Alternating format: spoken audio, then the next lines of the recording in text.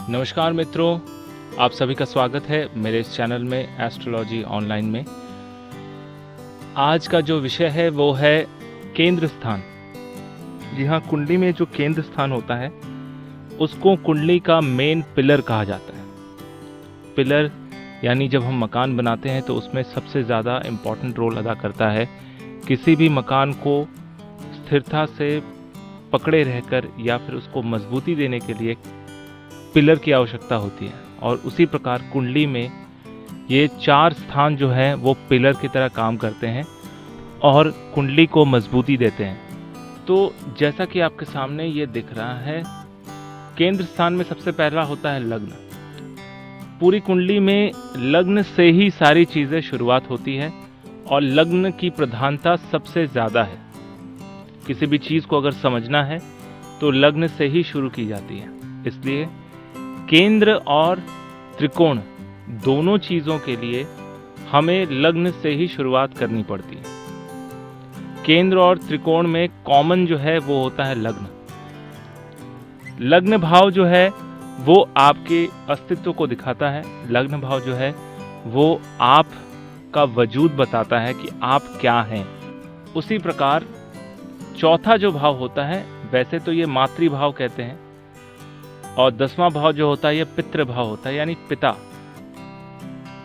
तो आपका जो जन्म है वो माता और पिता की वजह से हुआ है। जन्म का उद्देश्य या जन्म का आरंभ चौथे और 10वें भाव से होते हुए आपका उद्गम हुआ है। इस वजह से इसको केंद्र स्थान को बहुत ज़्यादा अहमियत दी जाती है। और 7वां जो भाव है ये आपकी पत्नी या फिर आपका जो पति होगा वो 7वें भाव से देखा जाता है, यानी कि जीवन संगिनी या जीवन साथी। तो सबसे इम्पॉर्टेंट बात यहाँ पर ये होती है कि आपका जन्म और आपका जीवन और आपका विवाह, यानी जन्म, अपब्रिंगिंग, विवाह और आपका कर्म, ये डिसाइड करता है कि आप अपने जीवन में कितने ज़्यादा सक्सेसफुल हैं, कितने ज़्यादा प्रोफेशनल है और कितने ज़्यादा पर्सनल लाइफ में भी सक्सेसफुल है। ओवरऑल अगर कनेक्शन कहा जाए तो ये पर्सनल लाइफ और प्रोफेशनल लाइफ को बैलेंस करने वाली चीज़ है। लग्न भाव से चौथा भाव जो होता है ये होता है सुख का, आपके संपत्ति का, यानी आप कितना ज़्यादा वेल्थ बनाएंगे, कितनी ज़्यादा संपत्ति इकट्ठा करेंगे। संपत्ति में क्या क्या आ जाता है? कोई भी चल अचल संपत्ति, यानी ज़मीन, जायदाद, प्रॉपर्टी, कोई भी पैसा, इन्वेस्टमेंट, जिससे आप अपने सुख के साधनों को खरीद सकें। अब यहाँ पर सुख का अर्थ क्या होता है? सुख का अर्थ होता है आपको बचपन से लेकर बुढ़ापे तक, मतलब आपके जन्म से लेकर मृत्यु तक आपको किस तरह का सुख मिला है। सुख में क्या क्या आ जाता है? सबसे पहला होता है मातृ सुख, यानी आपको अपनी माता का प्यार मिला है कि नहीं, क्योंकि चौथा भाव ब्रेस्ट फीडिंग का भी होता है। यानी चौथा भाव अगर मजबूत है तो नवजात अवस्था से लेकर, बचपन में नवजात अवस्था से लेकर 5 से 8 साल तक एक बच्चा जो है माँ का स्तनपान करता है और उसकी अपब्रिंगिंग बहुत ज़्यादा स्ट्रांग होती है। चौथा भाव जो है वो प्राथमिक शिक्षा का भी होता है।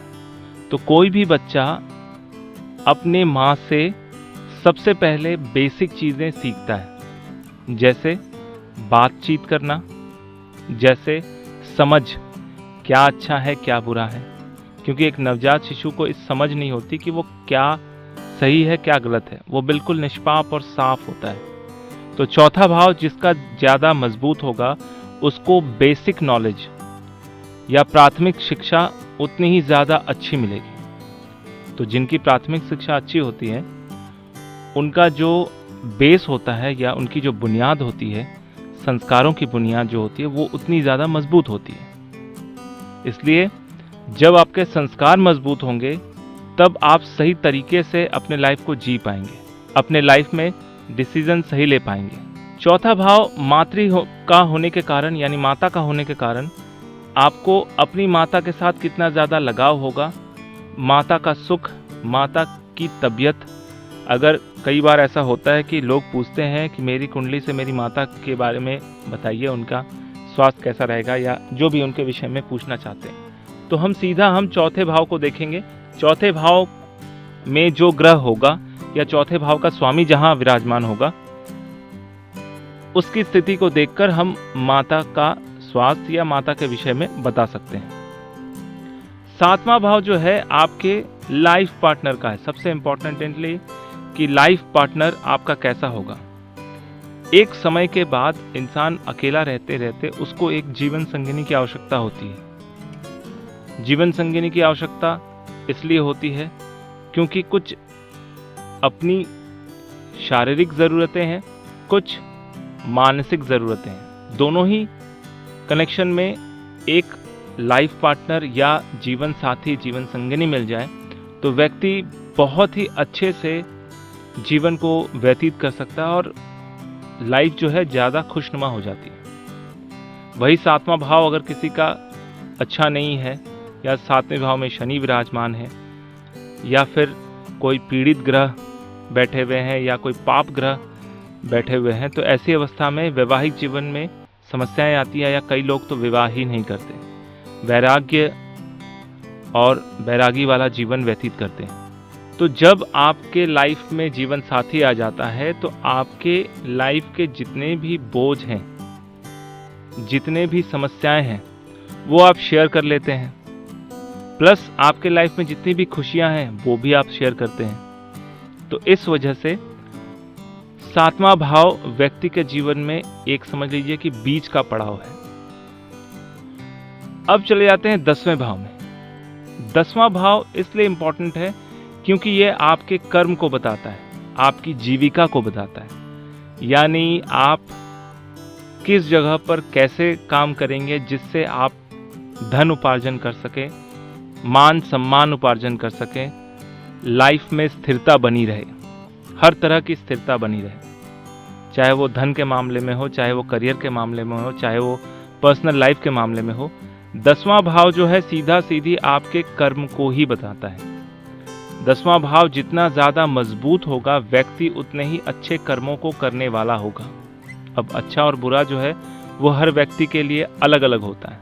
अब 10वें भाव का स्वामी अगर मजबूत है तो ऐसे लोगों को कभी भी काम को लेकर या करियर को लेकर विशेष ज़्यादा टेंशन लेनी नहीं चाहिए, और एक्चुअली ऐसे लोग बहुत ज़्यादा फोकस्ड होते हैं, जिस काम को करते हैं उसमें पूरी तरह से लगे रहते हैं। अगर 10वां भाव गड़बड़ है, वहाँ कोई पाप ग्रह बैठा है, या फिर 10वें भाव का स्वामी किसी दूसरे पाप ग्रह से पीड़ित है, या 6, 8 और 12वें भाव में विराजमान है, तब ऐसे लोगों को ज़्यादा स्ट्रगल करना पड़ता है।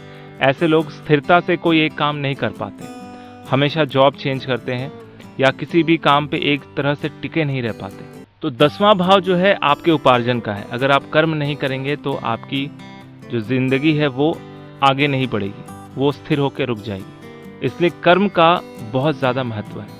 वही अगर दशम भाव का स्वामी लग्न में रहे या लग्न भाव का स्वामी दशम में रहे तो ऐसे लोगों को आजीवन कर्म करना पड़ता है। जब तक वो जीवित रहते हैं वो कुछ न कुछ कार्य करते रहते हैं। ये कभी भी चुपचाप नहीं बैठ पाते, स्थिरता से नहीं बैठ पाते, इनको हमेशा काम अच्छा लगता है। इसलिए दशम भाव बहुत ज़्यादा इम्पॉर्टेंट होता है, और हर किसी के जीवन में दशम भाव का जितना ज़्यादा इफ़ेक्ट आता है उतना ज़्यादा इफ़ेक्ट दूसरे किसी भाव का नहीं आता है, क्योंकि अल्टीमेटली आपको जीविकोपार्जन के लिए धन कमाना है, और धन कमाने के लिए कर्म करना है। आशा करता हूँ कि आपको इस वीडियो में इन 4 भागों के विषय में अच्छे तरीके से मैं समझा पाया हूँ। तो ये वीडियो अगर अच्छा लगे तो लाइक ज़रूर कीजिए, कमेंट ज़रूर कीजिए, और अपने दोस्तों के साथ शेयर ज़रूर कीजिए।